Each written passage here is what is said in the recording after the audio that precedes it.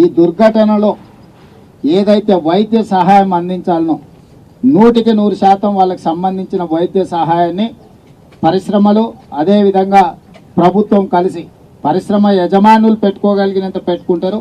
వాళ్ళకి ఎలాంటి ఇబ్బంది లేకుండా ప్రభుత్వం కూడా వైద్య సహాయాన్ని 100% అందించాలని మా మంత్రులకు నేను ఆదేశాలు ఇవ్వడం జరిగింది.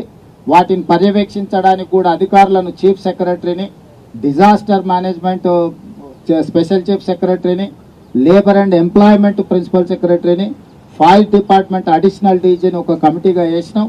వీళ్ళందరూ కూడా జరిగిన సంఘటన మీద విచారణ చేసి నివేదిక అందించడం జరుగుతుంది. దీనికి బాధ్యులైన అందరి మీద కూడా ప్రభుత్వం చర్యలు తీసుకుంటుంది. ఇందులో ఎవరిదైనా నిర్లక్ష్యం ఉన్నదా, లేకపోతే దురదృష్టకర సంఘటన ఏ విధంగా జరిగింది, బాధ్యులు ఎవరినో కూడా విచారణలో గుర్తించి వాళ్ళందరి మీద కూడా చర్యలు తీసుకోవడం జరుగుతుంది. ఇదే కాకుండా ఇలాంటి దుర్ఘటనలు భవిష్యత్తులో జరగకుండా ఉండాలి అని అంటే ప్రభుత్వం కూడా ఇంకా భవిష్యత్తులో పరిశ్రమలకు సూచనలు చేయాల్సిన అవసరం ఉన్నది. నిన్నగాక మన గుల్జార్ హౌస్లో కూడా ఒక ఫైర్ యాక్సిడెంట్ అయింది. అక్కడక్కడ ఫైర్ యాక్సిడెంట్స్ అనుకోని సంఘటనలో చాలామంది ప్రాణాలు తీసుకుంటున్నారు. కాబట్టి దీనికి సంబంధించి కూడా ప్రభుత్వం ఒక స్పష్టమైన విధానంతో పరిశ్రమలకు కూడా సరైన సూచనలు ఇచ్చే విధంగా, ఆ సూచనలు పరిశ్రమలు అమలు చేసే విధంగా కూడా ఒక వ్యవస్థను ఏర్పాటు చేయాలని ఈరోజు ప్రభుత్వం అనుకుంటుంది. వీటన్నిటికీ సంబంధించి కూడా భవిష్యత్ కార్యాచరణ ఉంటుంది. ఇక్కడ ఉన్న పరిశ్రమలకు సంబంధించిన యజమానులు కూడా మీ పరిశ్రమలల్లో ఇలాంటి సంఘటనలు జరగకుండా ఉండడానికి అవసరమైన చర్యలను కూడా మీరు చేపట్టవలసిందిగా అధికారులకు కూడా నేను ఆదేశాలు ఇచ్చిన. పీరియాడికల్ ఇన్స్పెక్షన్స్ చేసి అక్కడ ఏమైనా ఇట్లాంటి సంఘటనలకు అవకాశం ఉంటే ఎంబడే వాళ్లను యజమానులకు కూడా వాటి వివరాలు అందించి వాటిని సరిదిద్దే విధంగా చర్యలు తీసుకోవాలని కూడా నేను ఇంతకుముందు సమీక్షలో అధికారులకు చెప్పడం జరిగింది. ఏది ఏమైనా చనిపోయిన కుటుంబాలను, తీవ్రంగా గాయపడ్డ కుటుంబాలను, ఇందులో గాయపడ్డ కుటుంబాలను అందరినీ కూడా 100% ప్రభుత్వం మానవత్వంతో ఆదుకుంటుంది. అన్ని రకాలుగా వాళ్ళకు అండగా నిలబడుతుంది.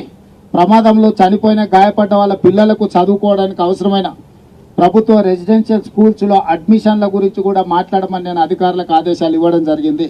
ఈ సంఘటనలో బాధితులు ఎవరున్నా వాళ్ళ పిల్లల చదువుల బాధ్యత కూడా రాష్ట్ర ప్రభుత్వం తీసుకోవాలనుకుంటుంది. వైద్యానికి సంబంధించి 100% సహాయం అందించాలనుకుంటుంది.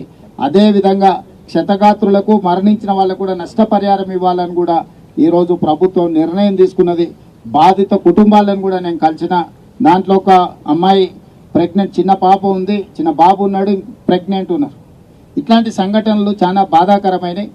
వాళ్ళందరికీ సరైన విధంగా ప్రభుత్వం సహాయం అందిస్తుంది.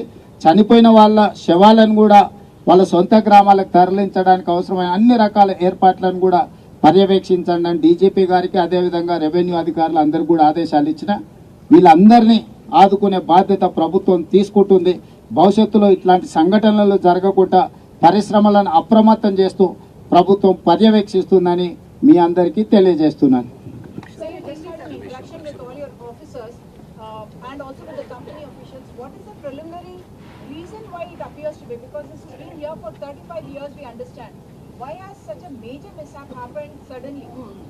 Preliminary information is there, but I cannot disclose. Why? Because the inquiry is going on. I wanted to find out all the details. Then only I can comment anything. Otherwise, if I comment something, it will take another turn.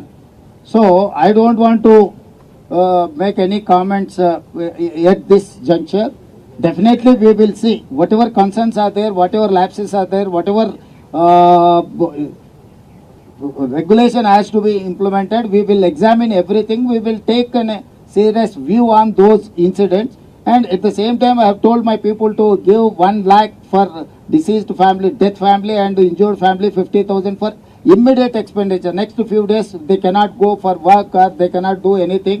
That is why I have told my people to give contingency fund from collector to these deceased families 1 lakh and 50,000. And at the same time, I have told my people 1 crore rupees for death families, 10 lakhs rupees major that accident and limited whatever injuries are there for them also 5 lakh rupees, and medical thing government will take care everything.